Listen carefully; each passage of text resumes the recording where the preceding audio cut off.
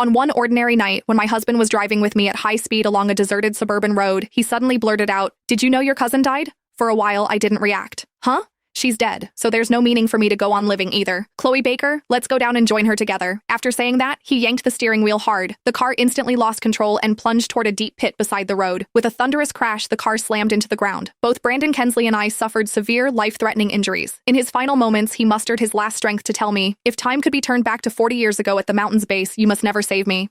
That day, she also passed by the mountain. If you hadn't taken me away, I would have met her first. After saying that, he drew his last breath. Filled with questions, resentment, and anger, I could only die with my eyes open.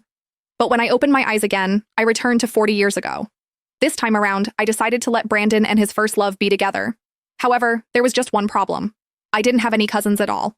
I looked down at Brandon, who was lying there battered and bruised. Without a second thought, I leaned over and gave him 2 sharp slaps across the face. He jolted awake, his eyes darting around in confusion before narrowing into a look of pure, unadulterated rage. "Get away from me! Don't you dare touch me! Stay the hell away!" I froze for a second, then a cold laugh escaped my lips. Ah, I see. He's back from the dead too. In my previous life, I did everything for this ungrateful jerk. I spent every cent of my tuition money to save him and begged every doctor in the county for help. I stayed by his bedside day and night, and he once gripped my hand, promising the world, "Chloe, I swear, I'll never marry anyone else. I'll never betray you." And how did that turn out? He did become a high-ranking official, and I gave him 3 sons, but in the end, he hated me so much he wanted to take me to the grave with him. Fine. If he wants a savior, he can find someone else. I stood up and slipped behind a large tree without looking back. I wanted to see for myself who this dream girl was, the one he'd been obsessed with for 40 years. A few moments later, our neighbor Taylor walked by, swinging a basket and acting like she didn't have a care in the world. Brandon, who had been playing dead on the ground, suddenly started thrashing around the moment he saw her. "Miss, please, help me. I'll make it worth your while." Taylor stopped, her face twisted in immediate disgust. Brandon panicked and quickly threw out an offer. "My family has money. If you save me, I'll give you $450.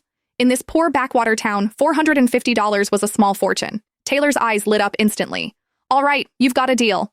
As I watched her easily hoist Brandon onto her back, I felt nothing but mockery. In my last life, I nearly threw my back out trying to carry him home. Now, finally, someone else could deal with that mess. With the truth out in the open, I could finally go home in peace.